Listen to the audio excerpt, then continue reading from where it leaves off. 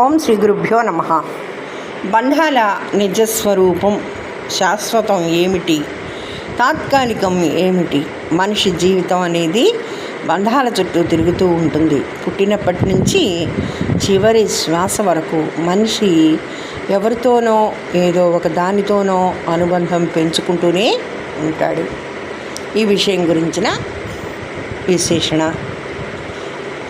విశ్లేషించుకుందాం. భార్యాభర్తల బంధం, స్నేహితుల బంధం, అన్నదమ్ముల బంధం, ఉద్యోగ సంబంధాలు, వ్యాపార సంబంధాలు ఇవన్నీ జీవితంలో భాగం. కానీ ఈ బంధాలన్నీ శాశ్వతమా అనే ప్రశ్నకి నిజాయితీగా సమాధానం చెప్పుకుంటే అవి తాత్కాలికమే. బంధాల తాత్కాలిక స్వభావం భార్యాభర్తల మధ్య ప్రేమ ఉన్నా పరిస్థితులు మారితే విభేదాలు రావచ్చు. స్నేహితులు ఎంతో దగ్గరగా ఉన్నా కాలంతో దూరం అవుతారు. అన్నదమ్ములు కూడా ఆస్తి అభిప్రాయాల వల్ల విడిపోతారు. ఉద్యోగ సంబంధాలు యజమాని ఉద్యోగి మధ్య ఉండేంత వరకు మాత్రమే. వ్యాపారులు లాభం ఉన్నంత వరకు మాత్రమే కలిసి ఉంటారు. రాజకీయ నాయకులు అవసరం ఉన్నప్పుడు మాత్రమే కలుస్తారు. ఇవన్నీ ఒక సామాన్య సత్యాన్ని చెప్తాయి. బంధాలు పరిస్థితుల మీద ఆధారపడి ఉంటాయి. మన శరీరం కూడా శాశ్వతం కాదు. మనకు 2 చేతులు, 2 కాళ్ళు, కళ్ళు, చెవులు ఉన్నాయి. ఇవి మనతో జీవితాంతం ఉంటాయని మనం అనుకుంటాం. కానీ నిజంగా చూస్తే ఇవి కూడా ఎప్పుడో ఒకప్పుడు పనిచేయడం మానేస్తాయి. వృద్ధాప్యం వస్తుంది, ఆరోగ్యం క్షీణిస్తుంది, మన శరీరమే మన మాట వినకుండా పోతుంది ఒక దశలో. అంటే మనదిగా అనుకున్న శరీరమే శాశ్వతం కాదు. అప్పుడు ఇతరులు, వస్తువులు, ఆస్తులు ఎలా శాశ్వతం అవుతాయి? ఆసక్తి బాధకు మూలం. మనిషి తప్ప వాటిని శాశ్వతంగా భావించటం. ఇతరుల మీద అధిక ప్రేమ, ఆస్తుల మీద ఆసక్తి, సంబంధాల మీద అధిక నమ్మకం పెడతాడు. కానీ ఆస్తి మారుతుంది, మనుషులు మారుతారు, పరిస్థితులు మారుతాయి, మనసులు మారుతాయి. ఈ మార్పుకోకుండా వాటిపై ఆధారపడితే చివరికి బాధ మాత్రమే మనకి మిగులుతుంది.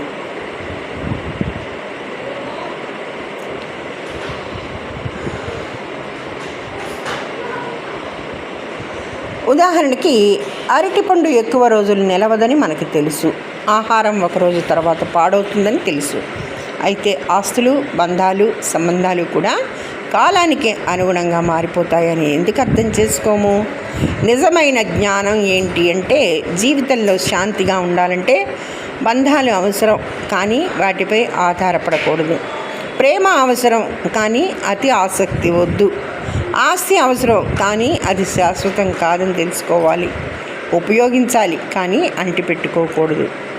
విడిపోవడం సహజం. ఏ బంధమైనా ఒకరోజు ముగుస్తుంది. ఇది ప్రకృతి నియమం.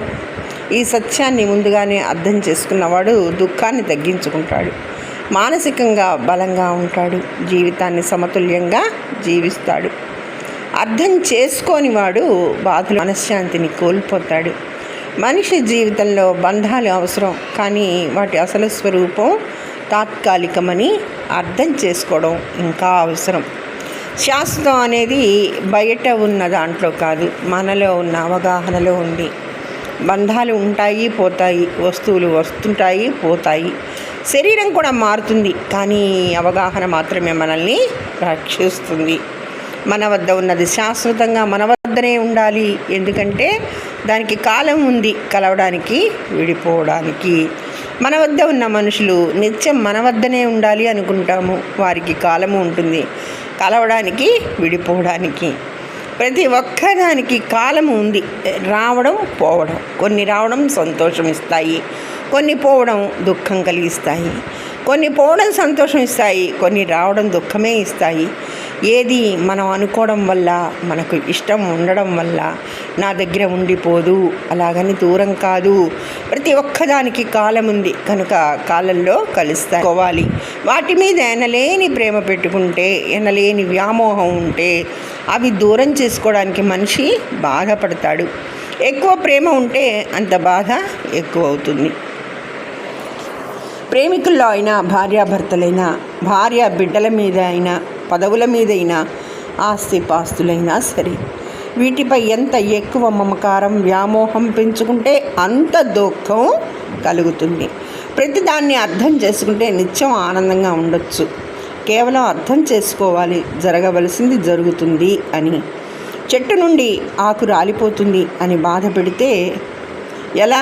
ఎందుకంటే ఒక కాలంలో చిగురు వస్తుంది, మరో కాలంలో ఆకు రాలిపోతుంది.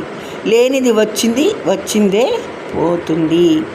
ఒక కాలంలో లాభం వస్తుంది, మరో కాలంలో నష్టం వస్తుంది. ఒక కాలంలో సుఖం అనిపిస్తుంది, దానివల్లనే మనకు దుఃఖం కలుగుతుంది. గారెలు మొదట్లో తింటే మంచిగా అనిపిస్తుంది, ఎక్కువ తింటే చేదు అనిపిస్తుంది చివర్లో. భార్యాభర్తల బంధం మొదట్లో మంచిగా కనిపిస్తుంది, తర్వాత దుఃఖం కలుగుతుంది. ఏదైనా అంతే, ఎల్లప్పుడూ ఒకే విధంగా ఉండదు, ఎల్లకాలం ఉండదు. ప్రతిదానికి ఒక టైం ఉంటుంది. ధన్యవాదములు. సర్వేజన సుఖినో భవంతు.